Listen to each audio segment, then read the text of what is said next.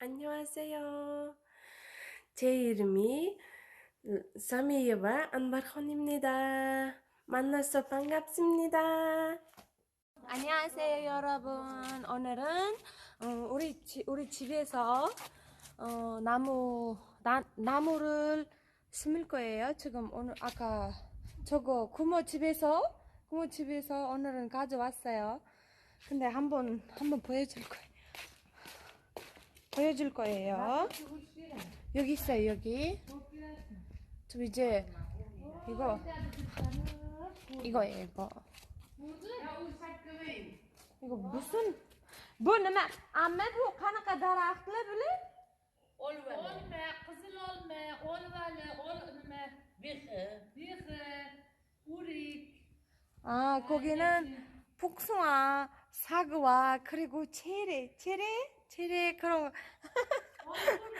거 있다요. 그런 거 있는 건 있는다고요? 아, 그러면 한번 심을 거예요. 어디다가 심을 거예요? 여러분, 난 우리 집 사람들한테 나 계속 한국말 하니까 미치겠어요. 헐, 제가 미치겠다라는 말을 자주 쓰다 보니 아내가 배웠나 봅니다. 죄송합니다. 아내가 한국에 오기 전 그리고 한국에 온 뒤 몇 달 동안은 아내에게 존댓말을 썼었습니다. 그때는 아내도 저에게 존댓말을 썼었는데 제가 반말을 쓰자 아내도 반말을 쓰기 시작했습니다. 그게 일부러 쓰는 게 아니라 저에게 그렇게 듣고 익혔기 때문입니다. 애기들에게 앞으로 존댓말을 사용하도록 해야겠습니다. 가끔 서너 살 먹은 애기들이 반말밖에 모르는 게 애기들 잘못이겠습니까? 어른들에게 배운 거겠죠. 나무를 심고 있기는 하지만 죽지 않고 잘 자랄런지 걱정이 됩니다. 몇 년 전에도 시장에서 나무를 사서 심은 적이 있는데 지금은 한 그루도 남아있지 않습니다. 지금 크게 자라고 있는 나무들은 염분 있는 땅에서도 잘 자라는 나무이기 때문입니다. 우즈벡에 염분 많은 땅이 왜 이리 많은지는 저도 잘 모릅니다. 다만 예상컨대 주변에 아라레, 카스피에 등 엄청 큰 염호들이 있는 걸로 보아 예전에 바다가 아니었을까 생각해 봅니다. 지금 저 땅 위에 염분이 없는 흙을 약 20만원 정도치를 구입해 덮었습니다. 주변에 비닐하우스를 하는 다른 집들도 이렇게 흙을 사서 농작물을 키운다고 합니다. 그런데 문제는 계속 염분 없는 물을 공급해주지 않으면 몇 년 안에 새로 덮은 흙까지 다시 염분이 섞인 흙이 된다고 합니다. 이게 삼투압 현상인지 확산 현상인지는 공부에 손을 뗀 지 너무 오래돼서 잘 모르겠습니다. 열매는 안 먹어도 좋으니 그냥 잘 자라기만 했으면 좋겠습니다. 우즈벡은 허세가 좀 심하고 남에게 보이는 걸 엄청 의식하는 편입니다. 물론 저희 처갓집도 예외는 아닙니다. 그래서 공사하고 있는 집도 밖에서 안으로 진행을 하고 있는 것입니다. 저기 보이는 옆집 때문에 조금 난간에 부딪혔습니다. 벽까지는 저희가 비용을 지불해 어떻게든 해보겠는데 지붕이 문제입니다. 비용도 비용이지만 아내가 허락을 안 해줍니다. 왜 남의 집까지 우리가 손봐야 하냐며 화를 냅니다.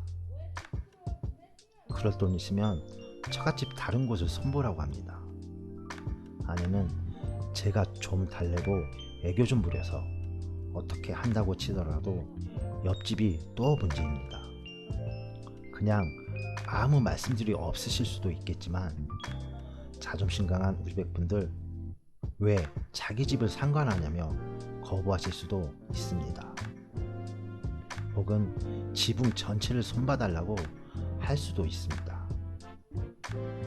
우즈벡 분들 이웃 간의 시골 특유의 정겨움과 다정함도 있지만 한편으로는 단호함과 냉정함도 있습니다. 장모님이 한국에 몇 달 안 있으시고 우즈벡으로 돌아가신 이유가 허리 디스크 때문이었습니다.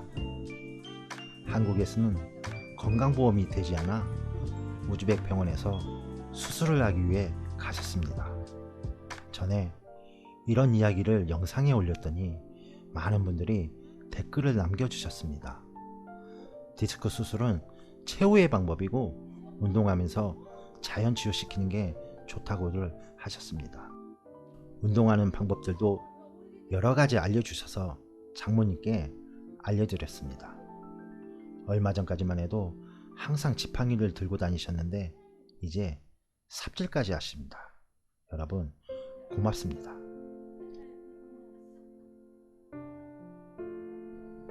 같이 있을 때는 참 싸우기도 많이 했었는데 지금은 엄청 보고 싶습니다.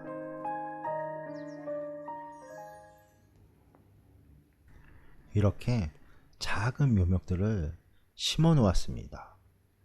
저렇게 큰 나무들 밑에서 잘 자랄지 걱정이 됩니다. 그런데 저건 좀 아닌 것 같습니다. 저 큰 나무 밑에 저렇게 심어 놓다니요. 구독자님 중에 조경하시는 분이 계시다고 했었는데 저렇게 하면 안 되는 거 맞지요? 한국처럼 저렇게 평상 같은 것도 우즈벡에서 자주 보게 됩니다. 다르게 보면 한없이 다르겠지만 어떻게 보면 한국과 우즈벡이 비슷한 점도 엄청 많습니다. 중간에 중국이라는 거대한 나라가 끼어 있기 때문에 그런 것도 같습니다. 언어에서도 유사한 부분이 상당히 많습니다. 물론 시멘트, 아파트, 아스팔트 등 외래어는 약간 발음이 다를 뿐 같습니다. 그리고 만두, 만티, 수, 몰 등은 중국의 영향을 받은 것 같습니다. 그런데 가끔 어떻게 이렇게 의미나 뜻이 같을까 하는 단어들도 있습니다. 애기들에게 쓰는 까까는 까까, 혹은 감옥, 카목, 오빠, 언니 등 지금은 생각이 안 나지만 유사한 단어들이 엄청 많습니다. 억지라면 억지겠지만 생활면에서 역사 속에서 한국과 우즈벡이 비슷한 점이 많다는 건 부인할 수 없습니다. 25개월 된 첫째 딸이 6개월 된 둘째 딸에게 분유를 주고 있습니다.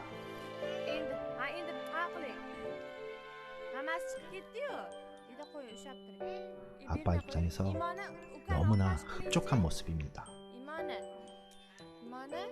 제 아내는 모유 끊는 걸 엄청 싫어했습니다.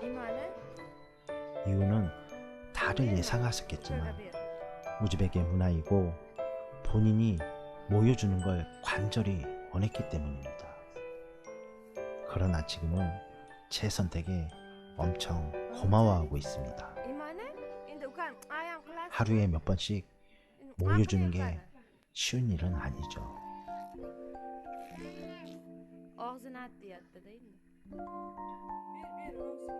오늘도 영상통화로 하루를 마감합니다. 전 영상에 이어 오늘은 아파트 내부로 들어왔습니다. 방 2개, 거실 1개인데 사실 우즈벡은 거실이라는 개념이 한국과 다릅니다. 한국은 거실이 방보다 크지만 우즈벡은 그렇지 않습니다. 그냥 현관 정도라고 보시면 됩니다. 이 집은 텔레비전, 세탁기 등 가전제품을 제외한 가격이 약 5만 달러, 워낙 5,500만 원 정도입니다. 대체적으로 마감이 잘 되어 있는 편에 속합니다. 화장실, 자변기도 드물게 냄새 역류 방지를 위한 한국 스타일입니다. 어시어나라는 식당방이 대부분 따로 존재합니다. 외부를 보니 한국 아파트를 롤모델로 지어진 것 같습니다. 오늘은 한국 남자분과 우즈벡 여성분이 결혼식이 있는 날입니다. 두 분의 결혼을 축하드립니다.